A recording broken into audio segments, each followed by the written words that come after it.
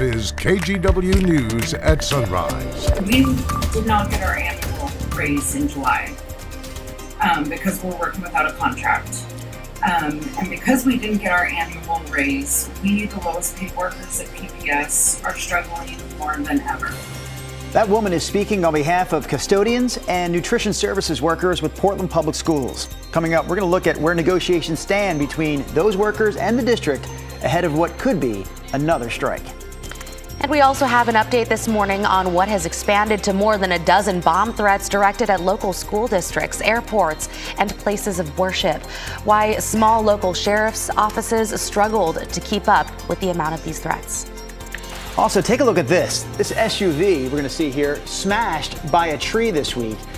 The driver was making a trip to Dornbecker Children's Hospital and somehow they weren't hurt. Coming up, we're going to share how they got out, along with some of the dangers that local trees are posing right now after last week's series of storms. Yeah, glad that they were not hurt and glad to see you here with us on this Wednesday morning. Kind of makes sense that a tree would come down. We got so much rain last week. I will say that actually happens at any time of the year. I mean, it just does. It makes the news. I mean, we always throw that big storm headline in after the fact, but I've seen that happen at any time. You'll enjoy the story we're going to share here in about 90 seconds then, Rod. Well, we have a lot of trees. We're fortunate it doesn't happen more often, probably, right? Thankfully, nobody was hurt there. Here's a look at our Wells Fargo camera.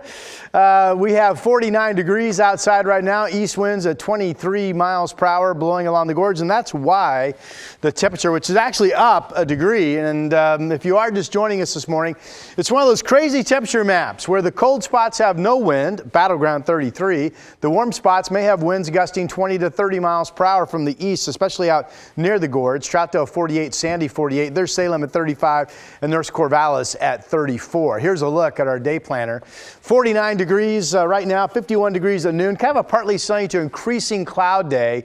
We'll be up to around 50. We stay dry today. We have that weak system bringing us some rain later tonight into tomorrow. Here's Chris McGinnis. So we'll watch out for some of those frosty or foggy pockets down in the valley. The live camera here, I-5 at Wilsonville, looks free and clear, and the traffic looks pretty there as well, right? Rolling right along Banfield, wide open right now.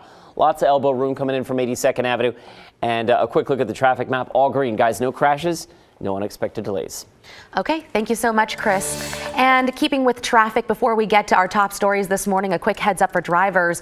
There will be lane restrictions at the intersection of West Burnside and Northwest 15th Avenue. So if you're going to be in that area today, just be prepared for delays from 7 this morning until 3 o'clock this afternoon. Crews will be out repairing the road.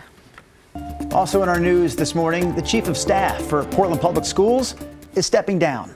Jonathan Garcia made that announcement on Twitter yesterday. He's been with the school district since 2017. His last day on the job will be February 16th. That's also the last day for Superintendent Guadalupe Guerrero, who announced his resignation on Monday.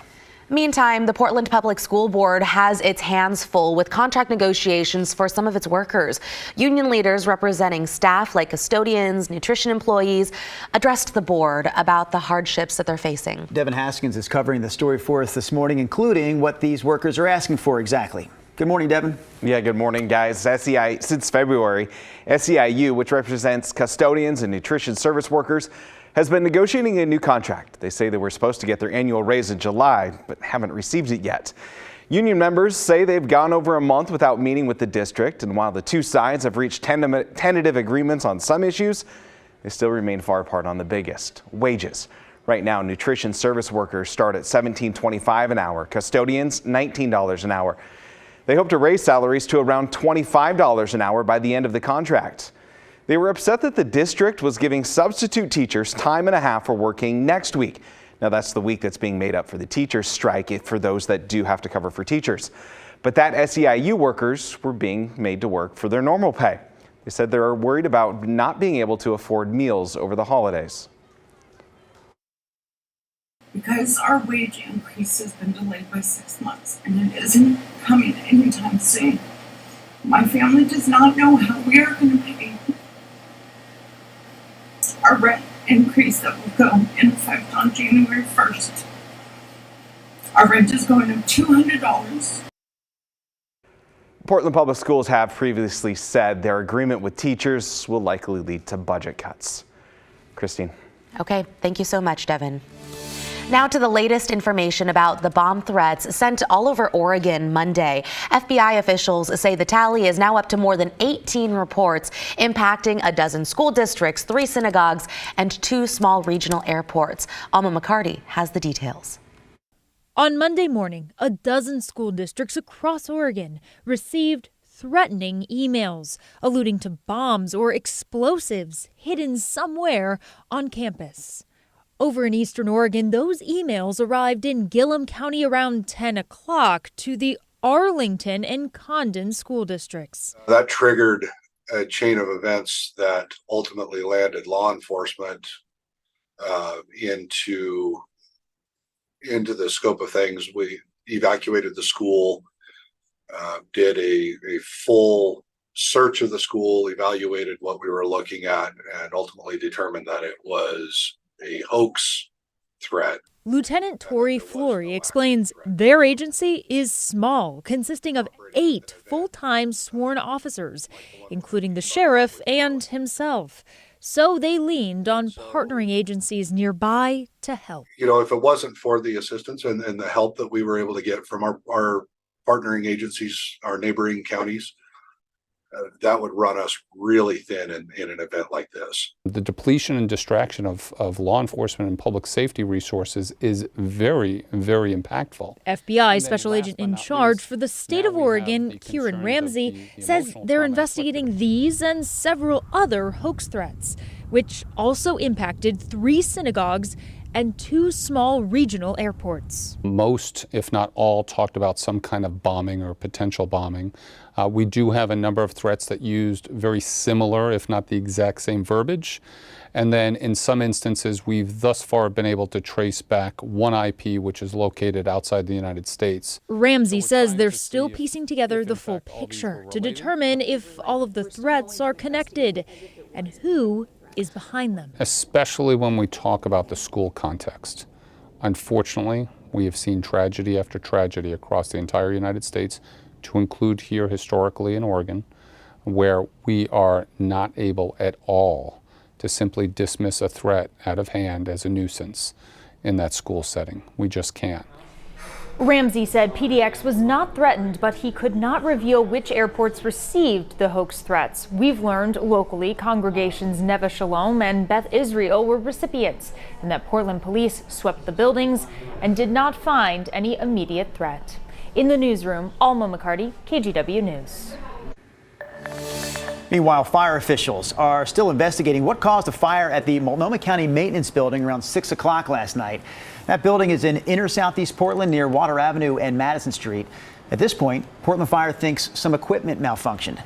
Crews that were stationed a couple hundred yards away heard an explosion, were able to respond pretty quickly, and had that fire under control in 20 minutes. No one was hurt.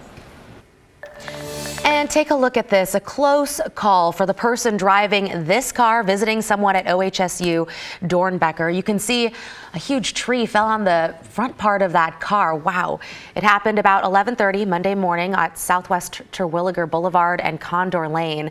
Portland Fire says they think the tree was about 100 years old. Incredibly, the driver was not hurt. They were able to slide out of their seat and get out the back of the car. Wow. I thought it was I misheard earlier in the show. I thought it was a branch. Yeah, it was a full-on tree. And I saw somebody on the street the other day driving home from work, and they parked. There was like this one big branch low on the tree just sticking out. And then there weren't any other branches till you went way up. And the car was parked right underneath that. I thought, boy, I wouldn't park right there. But, you know, to Christine's point, yes.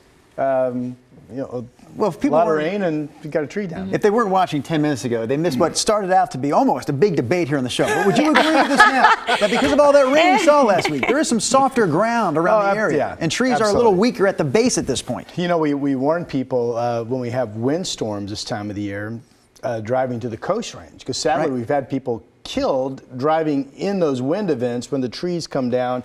And, you know, the timing is just tragic. Incredibly sad. Yeah. is what it is. Let's get you going with what's going to be, after all of that, a quiet weather day. We have these clouds with a weak weather system. This low out here is going to turn into a system that eventually spins down off the coast of California, this one, and that will bring us rain chances starting Sunday. But this band of clouds is a weakening system that throws clouds our way today. Here's Futurecast. It looks like we'll stay dry during the day.